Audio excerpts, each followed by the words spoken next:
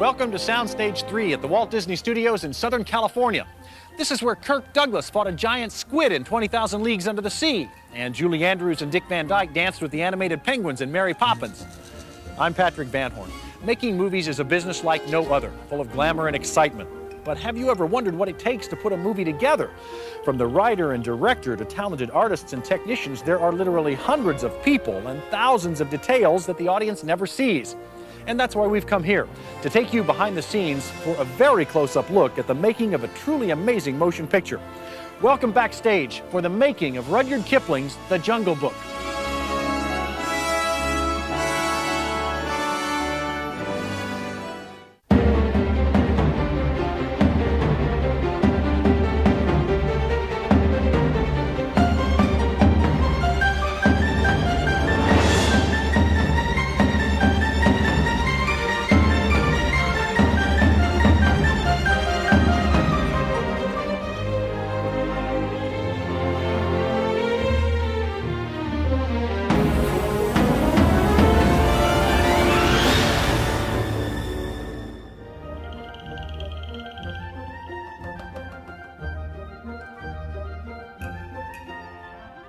In 1967, Disney Studios produced the animated feature The Jungle Book, based on one of Rudyard Kipling's best-loved stories. Kipling created memorable characters like the boy cub Mowgli, Baloo the bear, King Louie the orangutan, and the vicious Bengal tiger, Shere Khan. Action! Now Disney has created a new, exciting, adventure-filled, live-action version of Kipling's classic, featuring the same wonderful characters. Pick him up. No, look at him. We are rolling! Making The Jungle Book was a huge undertaking, involving actors, animals, and an army of artists. In the next half hour, we'll show you how Disney's movie makers took a Kipling classic and turned it into a thrilling big screen epic.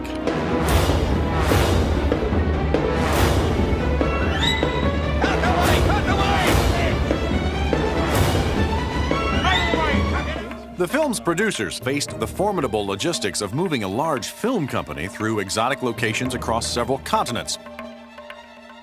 But they also felt the results would be worth the effort. We felt that it was time to bring back the flavor of Rudyard Kipling and the basis of a true adventure drama. Let's try rehearsal. Here we go. We feel that the animals and the ecology and the hope of people taking care of the animal world will be of great interest to people. I also wanted to tell the story not only of the fantasy level which is portrayed in the Walt Disney's movie, but also of the reality version of what could happen to a wild child once he's brought back into civilization. Okay, we got animals, we got children, we have fire, water, sand. What else could we do to make this more difficult? Director and screenwriter Stephen Sommers had the task of translating Kipling's classic story for the screen. Okay. Here we go. Get those back. Here we go. Get those monkeys up. Here we go. They said, how'd you like to do a big, exotic adventure movie in a far-off, distant land? And they pitched it to me. I said, oh, that sounds really good. What is it? They said, The Jungle Book. And instantly I thought, oh yeah, jungle adventure. Hey, that sounds really great. Sommers selected Jason Scott Lee, star of Dragon, the Bruce Lee story, and Rapa Nui. Jason is a natural athlete who embodies both the grace and intensity of the adult Mowgli. Jason Scott Lee, he's so innocent and sweet as a person. And I think that just projects on screen. I think that's Mowgli. Mowgli, the character Mowgli, he's raised by animals in the wild. He has no human values or evils or anything like that. And so he's a very sweet and innocent character. For the female lead, Kitty, the filmmakers chose British actress Lena Headey, who appeared opposite Anthony Hopkins and Emma Thompson in The Remains of the Day. If you could have spoken to me the first time in the jungle, would you have said, oh?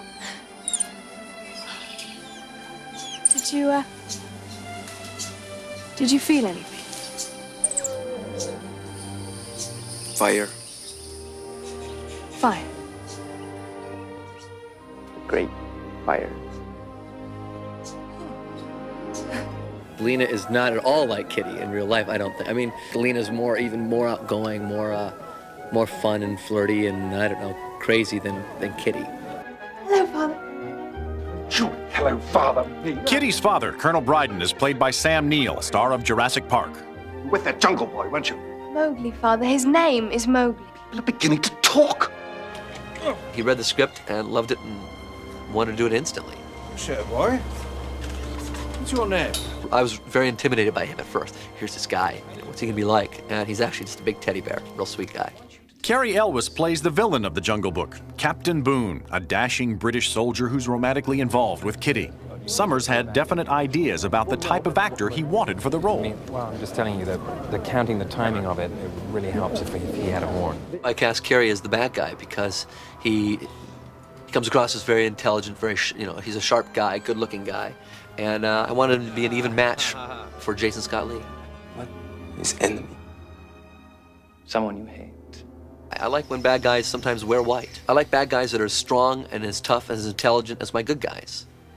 It makes it more interesting. John Cleese, star of Monty Python and Fawlty Towers, makes a rare film appearance as Dr. Plumford, the proper Brit who helps Mowgli learn the social graces of civilized men.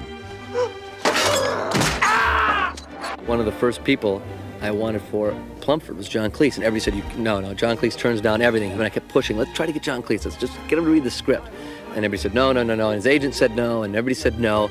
And out of the blue, I got a call and said, hey, John Cleese got a whole script and read it and wants to do it. And so I was like real thrilled. I grew my own moustache and then layered this ridiculous thing on the top, which looks a bit like Rudyard Kipling.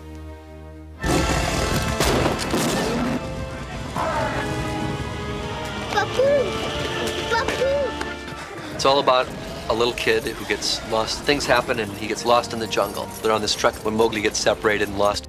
Where's Mowgli, Father? He's gone, Kitty. He grows up with animals and he learns the laws of the jungle through a bear and a panther and a group of wolves. Mowgli is the epitome of the innocence that you derive from living in order with nature. And not only the nature of the plants, but the nature of the animals and the way that the animals coexist with one another. Kitty's the lead girl's name. Mowgli and Kitty, they know each other when they're 5 years old.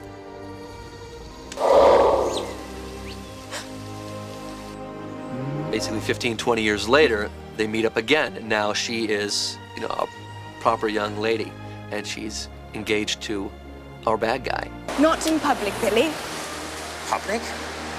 What public? It's a big, roaring, romantic adventure movie.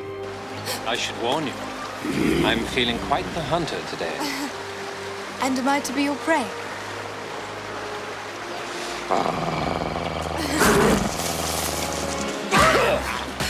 What the? Why, you little savage! Be careful, William. Don't worry, Catherine. I'll protect you. Actually, William, I think that's what he's trying to do.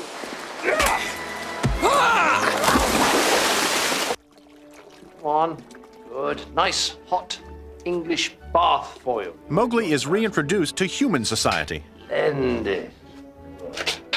All right, then. All right, then.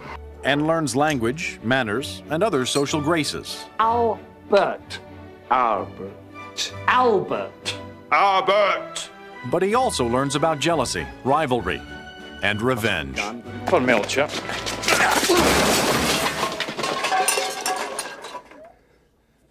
And this is just where the story kind of kicks into another gear, and you get the adventure part of it takes off. We found this on him. May have a brother and sister. Where did you get it? From Monkey City. Monkey City.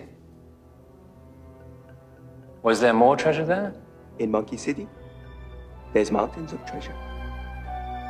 Boone forces Mowgli to use his knowledge of the jungle to uncover the mystery behind the legend of Hanuman and the priceless treasure of Monkey City, guarded by the powerful and terrifying Kaa.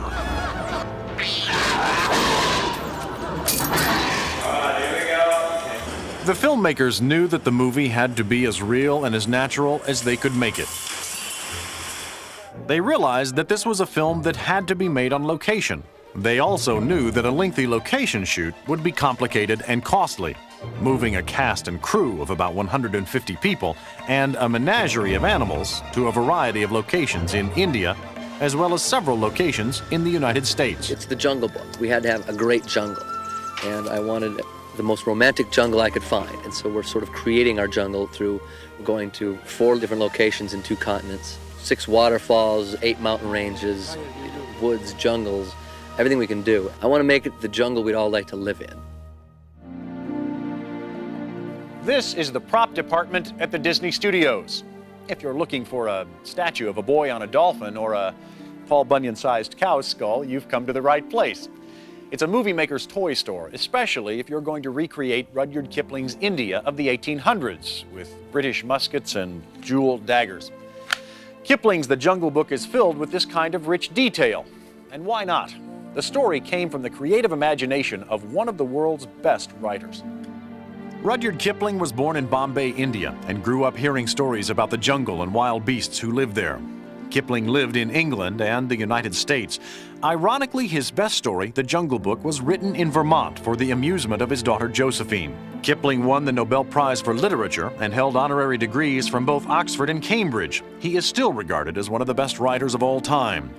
Growing up in exotic settings may have sparked the imagination of the inventive Kipling, and the seed that was planted when he was a boy blossomed into the creation of Mowgli, Gray Brother, Baloo, Bagheera, and the other creatures of the Jungle Book on a cold Vermont night 100 years ago.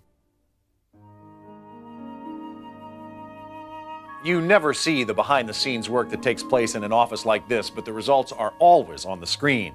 All of the pre-planning for Kipling's The Jungle Book took place in the production office. Here, the producers, the director, and various department heads spent hundreds of hours going over the intricate designs of the sets and the thousands of storyboard drawings that depicted every shot in writer-director Stephen Sommers' screenplay. No detail was overlooked. Everything was anticipated in advance.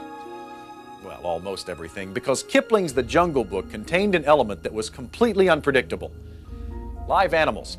The filmmakers were faced with the challenge of placing actors within a bear's hug of a variety of wild creatures, and they had to do it in such a way that movie audiences would accept it, while keeping the set safe for both man and beast. People think, oh, when the animals are trained, that means they juggle balls and they'll do headstands. When they're wild, exotic animals, when they say they're trained, all that means is they probably won't kill you. You really have to have your attention right here on the spot, here and now, or you could be in a lot of danger.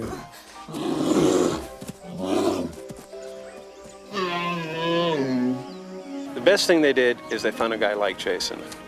Honestly, they couldn't have found a better guy because he's a natural in some respects with the animals, because sometimes, the animals will pick out certain people I like and dislike for no reason. Sometimes the way it smells, sometimes the way it walks. It's just like when a person walks into a party, you can look across the room and there's that one person, for some reason, you just can't stand. And what have we here? You've never met him, you've never talked to him, but you just have something about him that you don't like. Well, animals have that same thing about them. They have to, again, build that trust and that rapport as well, and it takes time. Actor Sam Neill had to feel confident that his animal partner wouldn't let him down. I get to ride on the elephant, which is actually surprisingly easy. Or it's not like sitting on a horse. You've got about a 6-foot span. So at the end of the day, you're kind of walking a little bit like this. But apart from that, they're very agreeable animals, and they've been nice to me. He could get thrown out. And, it is Sam Neill's last day, so really do we care if he gets thrown out of an elephant? See this whiteboard? It's been said that directing children or animals are the most demanding tasks for a director. They both require time, which no one ever has enough of, and patience, which Stephen Sommers has plenty of. You didn't tell me anything. You were perfect. With little kids and animals, you never know if you're going to get it, no matter how much time, money, effort, or creativity you put into it. You don't know if you're going to get it, but so far we've been really able to nail it each time. I mean, the kid's great, and especially him and the little wolf pup. They just work in sync. Somehow that wolf pup wants to hang out with him, and he just follows him wherever they'll go. I need every angle I can. There's a certain amount of friendship they're trying to build between the actor and the animals. And people are complaining about the fact there's too much violence and other things being portrayed, and maybe we want to see something that's more natural, more, happy. Professional film actors know how to hit their marks, their specific on-camera positions, to keep themselves in frame and in focus. But how does a wolf learn to hit a mark? We're going to have a pack of wolves out here, and then you'll have little Mowgli, the 5-year-old, with a puppy wolf, and he's doing a thing where he runs through the bushes. Gray Brother, the little wolf, runs up to him, he picks it up, then he walks down, and all the wolves come up to him. We have a raised mark we start him out on. Then we start lowering the mark until it's flat, and then we start shrinking up the mark. And that whole time we're doing that, we're putting them on the mark on a regular basis and feeding them. So it becomes a very positive place. So you can take any rock and start prepping them on that rock, and they'll see that rock and they'll run right over and stand on it, and they'll look at you like, okay, am I doing it right?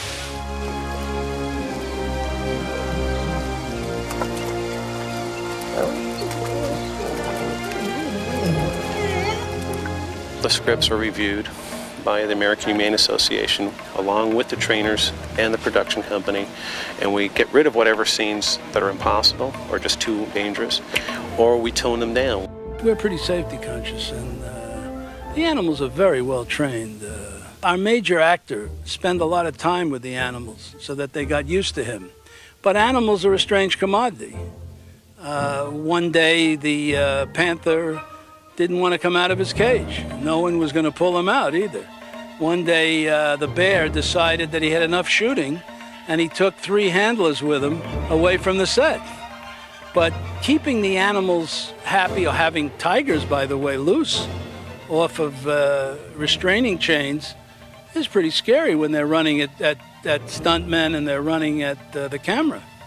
But you don't get a jungle movie without real animals doing phenomenal things. There's things that you can notice about all the animals, and especially with the bear, you can notice his eyes change a mood or something, and you can know exactly what he's going to do. In that way, I think you become a lot closer with what the animal is thinking. The end result of all this patience and practice? Magic. It's gonna be magic. It takes a lot of imagination to turn a bare stage like this into a lavish ballroom or a secret treasure cave. There's a scene in Kipling's The Jungle Book where Mowgli runs through Monkey City, jumps into a well, and falls into the river that runs through the treasure room. What you're really seeing is Jason Scott Lee running through a set in Rajasthan, India, jumping into a well in Bombay, and coming out the bottom in South Carolina, all in the space of several seconds. Now that's magic.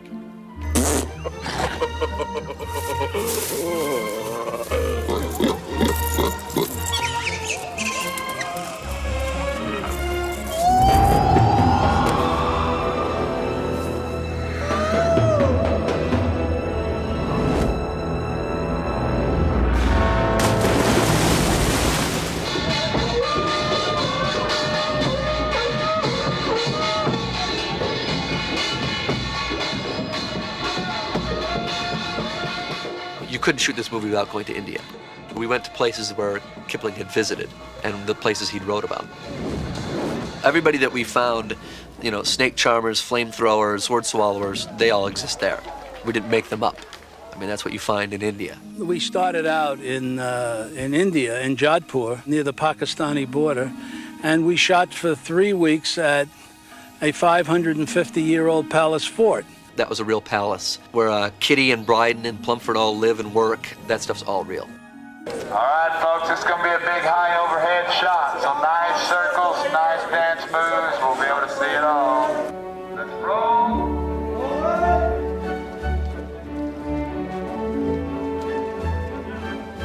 We shot the whole ballroom scene at the palace.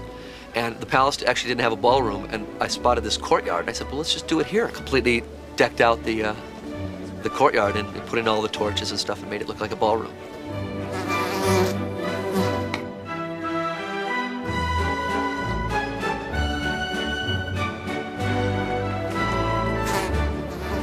We're looking for things like there's this mysterious tavern that's in the movie. I had something in my head, but we went there and I found these like kind of ruins next to the palace, and we said, hey, let's just shoot it here. Let's decorate this. It'll be more authentic. We used everything we could get our hands on over there. Rookie! Monkey City, the lost city in the movie, is both a place and a set. We actually built that whole wall with the waterfalls and the big monkey mouth in a jungle outside of Bombay. And Jason? We built the interior of the lost city, a mausoleum, a treasure room, all that sort of stuff in the Bombay sound stages because I just thought it would seem more genuine, more real. We had real Indian artisans building things that looked genuine. Whoa, is that sun bright? Okay, we gotta start. Getting hot here, boy.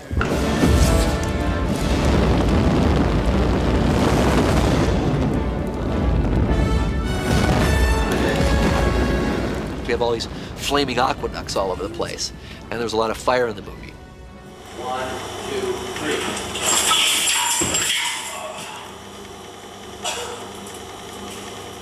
The temperature was never under 110 degrees, and we'd have to evacuate if it hit 140. And every day it was hitting 137, 138 degrees. So between the Bombay heat and the flames, it was unbearable.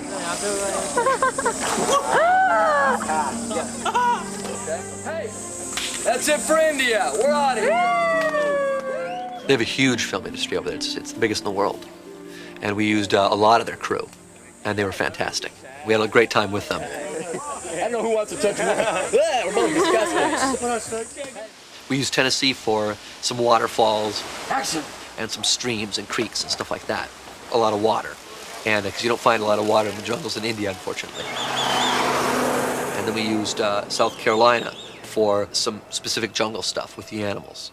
It's kids and animals in India, America. It's all over the place. Logistically, it was a very difficult movie.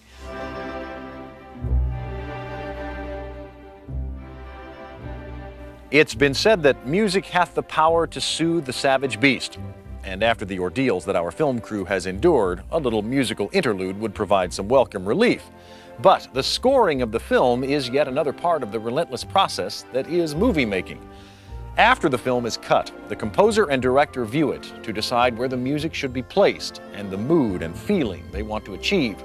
The composer writes the score, and the musicians are brought to a room like this. They perform the score, adding just the right touches to make the film come to life.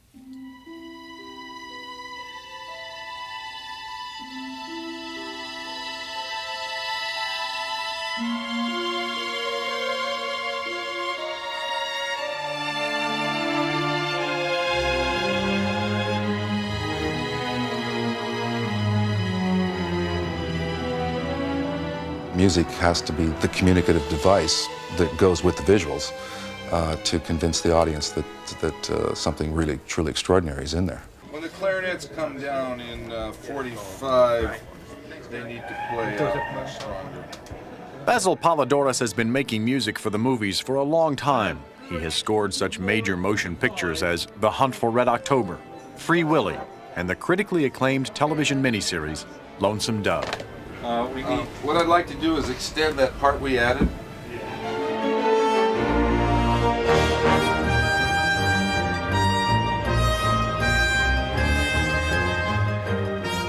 The Jungle Book presented a lot of opportunities compositionally, being an action adventure, somewhat fanciful, mystical kind of film.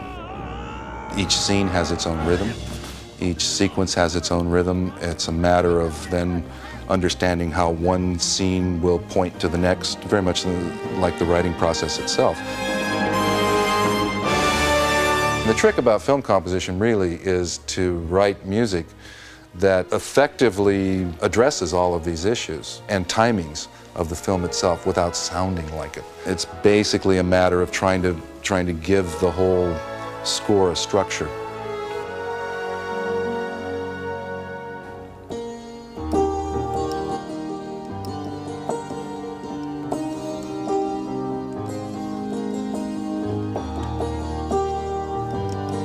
The first one I went for was the main theme of the picture. I knew I wanted it to be somewhat epic in quality, so it needed to be playable by an orchestra that would sound good in a full orchestral setting. The other thing I look for in themes is that, particularly a main theme of a film, is something that can be used in as many different types of musical settings as possible.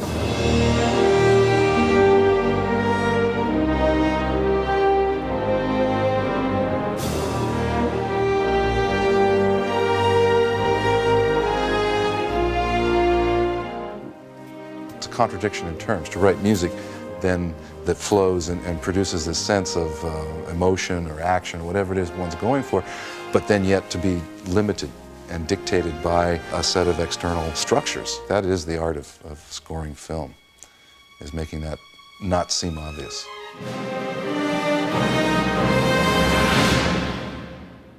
Making The Jungle Book into a full-length live-action feature was an incredible experience. You've met the actors, the animals, the artists, and the technicians who've worked very hard to bring the film to life. But there is just one more element that makes the process complete, and that's you, the audience. As you watch The Jungle Book and as the tale unfolds, you'll get caught up in the story and the characters and forget all about the backstage work that went into its creation. And that's okay, because that's what movie magic is really all about. I'm Patrick Van Horn, and that's a wrap